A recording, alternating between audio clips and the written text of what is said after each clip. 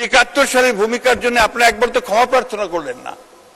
জাতির সামনে আপনাদের ক্ষমা প্রার্থনা করা উচিত ছিল। এটা করলে কিন্তু আজকে এই সমস্যাগুলো হয় না, বা you did not do that, আপনারা সেটা করেননি।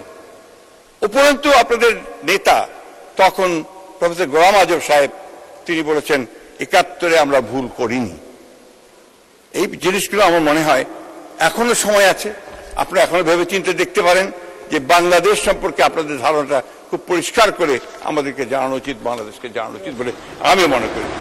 তারা আজকে এমন একটা দলের সঙ্গে জোট করেছে যে দলটি বাংলাদেশের স্বাধীনতাতে বিশ্বাস করে না। আমি আশা করব যে তারা তাদের যে রাজনীতি থেকে আরো পরিষ্কার করবে, সে পরিষ্কার করে সামনের দিকে নিয়ে আসবে। মাননীয় স্পিকার, আমার যে কথাটা বলতে চাচ্ছি যে বিএনপি সবসময় লড়াই করতে জানে, বিএনপি চ্যালেঞ্জ গ্রহণ করে, বিএনপি চ্যালেঞ্জ গ্রহণ করে সাফল্য অর্জন করে, এই প্রমাণ আমরা বারবার এই বিএনপির সাথে দেখেছি। আজকে আমি আমাদের মাননীয় অর্থমন্ত্রীকে ধন্যবাদ জানাতে চাই এই জন্য আরো বিশেষ করে যে তিনি এমন সময় যে দায়িত্বটা নিয়েছেন, এবং আমি তাকে একবার বলেছিলাম যে আপনি ফরেন মিনিস্ট্রি নেন, তিনি বলেন না আমি অর্থ মন্ত্রণালয়ে থাকবো। হি অ্যাকসেপ্টেড দ্য চ্যালেঞ্জ।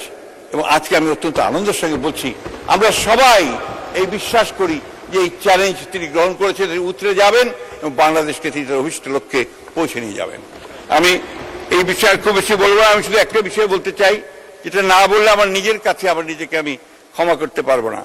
আমাদের বন্ধুরা যারা ওই পরে বসে আছেন তারা অনেকভাবে আমাদেরকে বিভিন্নভাবে বলা যেতে পারে যে একটা ইগনোর করার চেষ্টা করেছেন, আমাদেরকে বিভিন্নভাবে ক্ষুব্ধ করার চেষ্টা করেছেন, যেটা আমি মনে করি যে এই সময় সেটা সঠিক নয়।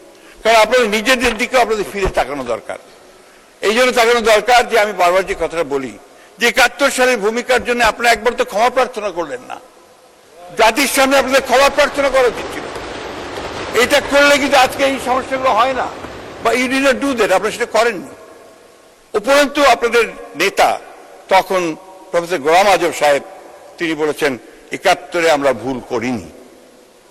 এই জিনিসগুলো আমার মনে হয় এখনো সময় আছে, আপনারা এখনো ভেবে চিন্তে দেখতে পারেন যে বাংলাদেশ সম্পর্কে আপনাদের ধারণাটা খুব পরিষ্কার করে আমাদেরকে জানানো উচিত, বাংলাদেশকে জানানো উচিত বলে আমি মনে করি।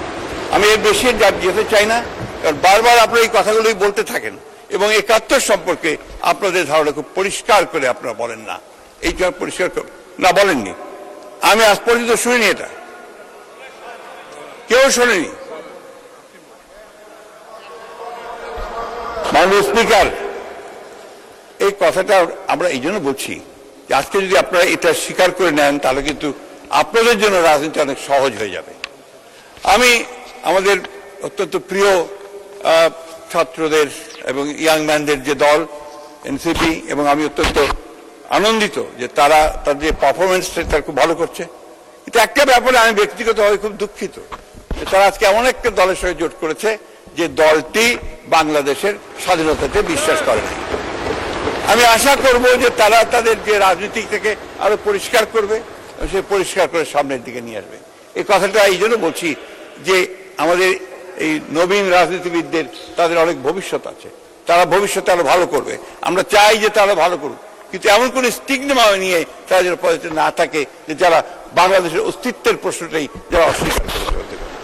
আমি বক্তব্য বাড়াবো না, আমি শেষ করবো এই বলে, যেহেতু বক্তব্য যা বলার সালাউদ্দিন সাহেব পুরোপুরি বলেই দিয়েছেন, আমাদের অন্যান্যরা বলেছেন, আমার আর সেই বিষয়ে মনে করি আমাদের যাওয়ার খুব বেশি প্রয়োজন নেই। শুধু একটি কথা বলতে চাই যে আমরা আজকে যার নেতৃত্বে এই সামনের দিকে এগিয়ে যাওয়ার লড়াই করছি, মাননীয় স্পিকার, তিনি একজন পরীক্ষিত মানুষ, সংগ্রামী মানুষ, লড়াই করা মানুষ, এবং তিনি এই আজকে মালয়েশিয়া এবং চীন সফর করে এসে যে আশা মানুষের মধ্যে জেগে উঠেছে যে আমরা আমাদের নেতা যিনি আজকে বহির্বিশ্বেও তিনি তার যে যোগ্যতা, সেই যোগ্যতার ছাপ তিনি রাখছেন, বাংলাদেশকে তিনি সামনের দিকে এগিয়ে নিয়ে যেতে পারবেন।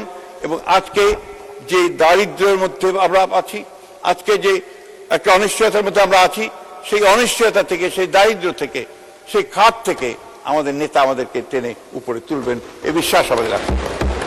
তিনি যখন চায়না গিয়েছিলেন, চায়না থেকে ফিরে আসলেন, আমি এর আগের আমার যে আপনাদের প্রথম যে সভা আপনার অধিবেশনের প্রথমে ভাষণের উপরে, রাষ্ট্রপতি ভাষণের উপরে যে বক্তব্য রেখেছিলাম, সেখানে আমি একটা ঘটনা বলেছিলাম। আমি ছবি দেখতে গিয়ে দেখলাম যে সেই গ্রেট হলেই আমাদের নেতাকে ওখানে সম্বর্ধনা দেওয়া হচ্ছে এবং সেই স্যালুট দেওয়া হচ্ছে। আমার মনে পড়লো সেই কথা 2002 সালে আমি যখন দেশনেত্রী বেগম খালেদা জিয়ার সঙ্গে একটা রাষ্ট্রীয় সফরে চীন গিয়েছিলাম।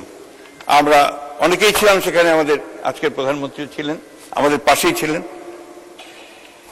চীনের প্রধানমন্ত্রীর সঙ্গে যখন আমাদের দেশনেত্রী পরিচয় করিয়ে দিলেন তার যে মাই সান, তখন উনি হাত শক্ত করে ধরলেন চীনের প্রধানমন্ত্রী, ধরে বললেন carry the flag of your father and mother.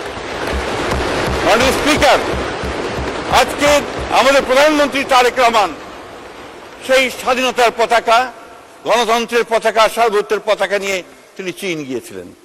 সেই চীনের প্রধানমন্ত্রী আবার তাকে সেই কথাই বলেছেন, তিনি সেই পতাকা নিয়ে ফিরে এসেছেন এবং আমার বিশ্বাস এই পতাকা নিয়ে তিনি সামনের দিকে এগিয়ে যাবেন এবং বিজয় অনিবার্য এবং আমরা জয়লাভ করব। অর্থনৈতিক উন্নতি আমাদের হবেই এবং এই বাজেটের মধ্যে দিয়ে আমরা এগিয়ে যাব। ধন্যবাদ।